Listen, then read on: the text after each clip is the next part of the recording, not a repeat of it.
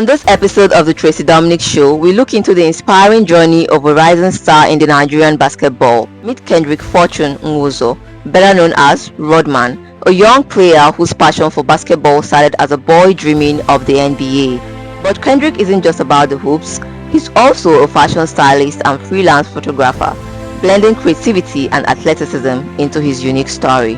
Basketball has always been more than just a sport for Kendrick. It's a way of life. Growing up in Lagos, he watched NBA games and dreamed of one day playing like the greats. With his mom getting him his first jersey and his dad buying his first basketball shoes, Kendrick's journey began with the family's belief in his potential. Regardless of challenges like sprained ankles, locked courts, and worn-out shoes, Kendrick's passion never wavered. He's played on Lagos courts and at the Pre-Nuga games where his team's unforgettable win left a mark on his heart. Today, as we meet Kendrick, or he's known on the court, RØDMAN, we'll hear about what inspires him to keep pushing forward and how basketball continues to shape his story. So just before we dive into the in-depth conversation in the studio, let's catch up with him on the court.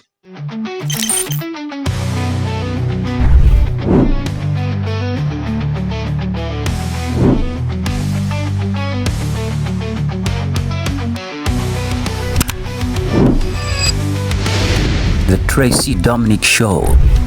Own your story. Hello, Kendrick. Hello. Good to see you play. Yeah. Wow, basketball seems to be a big part of you. So tell me, when you first started, how did it make you feel the first time? It was really a big deal for me, trust me, because not everyone actually has a dream to play basketball and then they get to play, right? So let me get the ball. See, this is life, literally. Ball is life. You see people actually playing under the sun, under the rain, with their flip-flops on the ground, and then it's wet, but they keep playing, right? It's because ball is life, literally.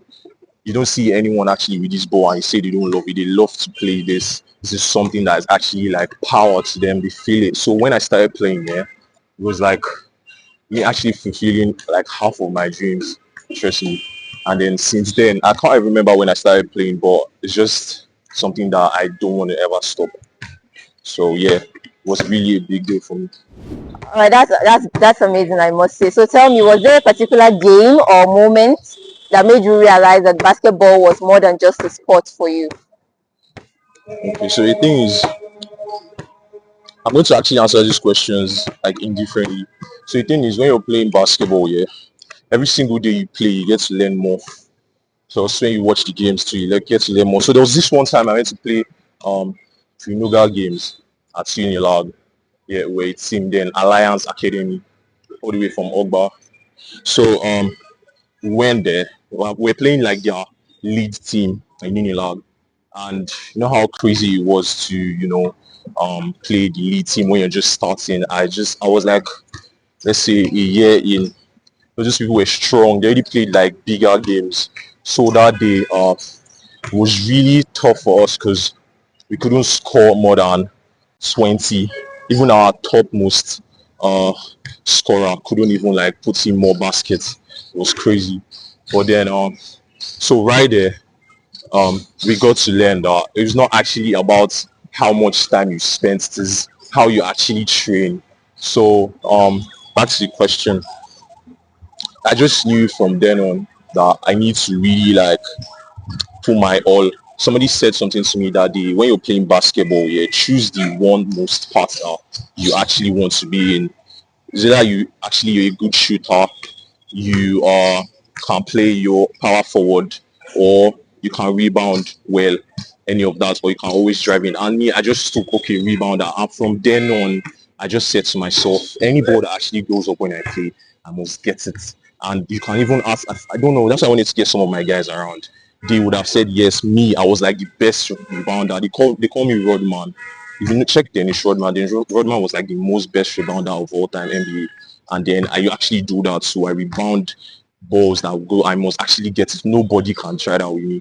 I don't know, maybe now I haven't actually been playing like full time, but then yeah.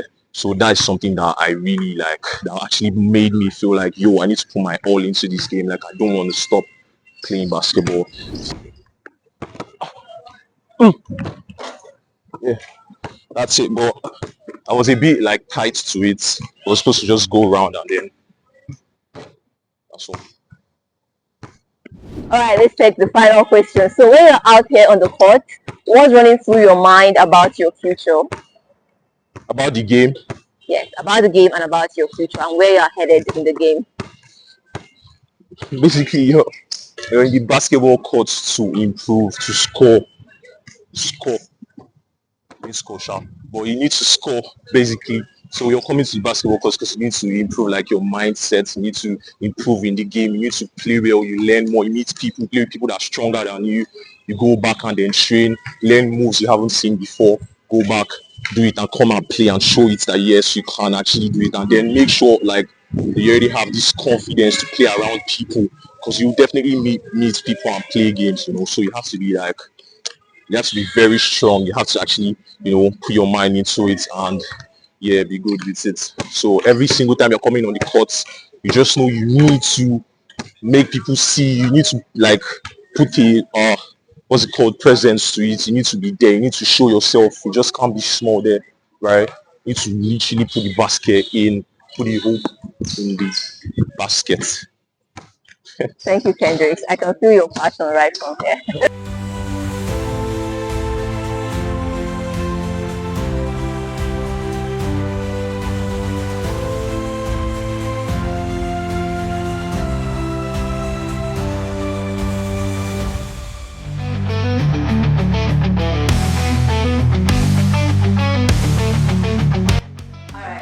Welcome to the Tracy Dominic Show. It's good to have you here. Thank you. I love your, what do you call this? Is criminals kind of hair? I don't know. It's just my thing. Like, I always braid my hair, so I just, untied, and that's what it is. Thank you. Thank you for coming on the show. Thank you for having me. So let's get right into it, right? Basketball.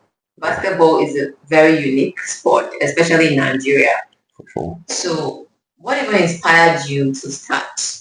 Take us back to the beginning of how you started and what led to this point. I just started playing basketball literally from when I was little. Because as a young boy, yeah, I was privileged to actually watch, NBA players on TV, and then I've always loved it. So my mom is my biggest supporter. Already got me like this basketball shoe I could use to play. Right? So from there, I was like, okay, think I need to actually get into this because I love it. Yeah, my energy. I saw people around always saying, you need to play basketball, you need to do this. And then I was looking like that, literally. I was giving that energy. So I was like, okay, fine. I think this is something I want to actually make a dream. And then I went on and that's what has been for me till now. Okay, well, that's beautiful, I must say, right? So you just talked about how your mom and dad inspired your passion. So how did their belief in you shape your passion? Because I know myself, I have a supportive dad. I had a very supportive mom, and that alone made me push for more, even when obstacles were in front of me.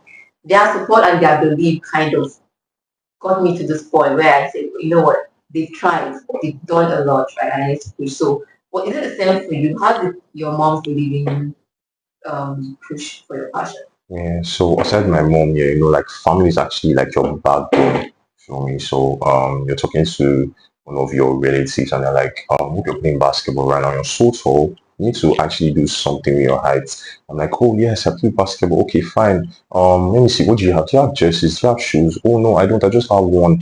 And then they're getting you one and they're actually like making you. So they talk to people so that they know that plays basketball. Any games that come up, we enroll you in. My mom actually enrolled me into an academy right there when I had to like start strong after school. I'm going back. She's always there with me, making sure I'm always there, coming back and everything. Sometimes I even get tired to even do my laundry for my jerseys and she does it for me. She understands back then. So yeah, it has always been like something she always supports me. That's one thing for sure I know. That's really good because that really matters when it comes to chasing dreams. Basically. That matters a lot, I must say. It makes a huge difference. So, at the court when we were having that conversation, you talked about the bad nature of Lagos basketball courts, right? So even with all that rough courts and all of that, how did you manage to keep playing? Okay, so like when you have passion for something, you have passion for it, regardless of what challenges you're facing, you just gotta keep going. Once your head is in it, you want to do it, you're doing it already. You just find yourself even playing under a very hot sun, rain, like the court is literally wet, it's slippery, you're falling, you keep playing, and then it's just something you really want to do. You just have to keep going, right? So I don't think anything really has stopped me from. Sometimes I even like lose my shoes, the grip, the sports, the got sport, and then I have to like get another. Often and often I keep doing that. So, but then I never actually stop pushing because why? I wanted to be on the court. I wanted to play. I wanted to show myself. I wanted to chase the dream. I wanted to keep going. That's the point. Keep going. Literally. So, Kendrick, you are a photographer and a fashion designer.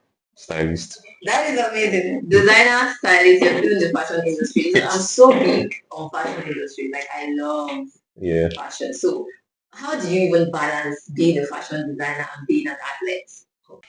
Okay, so it's still based on passion, because it's not like I have to. It's scheduled basically because like I have to play basketball. I have to play basketball. When it comes to styling, I have to style, even if I'm not actually like deep into like it's professionally in fashion. Yeah, but then it's something that's been with me from when I was little. I like keeping this fashion stuff up. So yeah, even if the two clashes, right, I have to leave one for one or make somebody actually do the other while my mind is still there and I'm still following up, right? But in most cases, I don't know, basketball always wins, right? But then I still have to, put two and two together to follow them on, yeah. So the Dominic Show is about progress and fulfillment.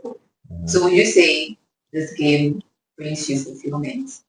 Yes, basketball. I love basketball. Basketball is life. So yes, basketball brings me fulfillment, brings me everything someone can actually, think of or like or love. So yes, basketball does it for me.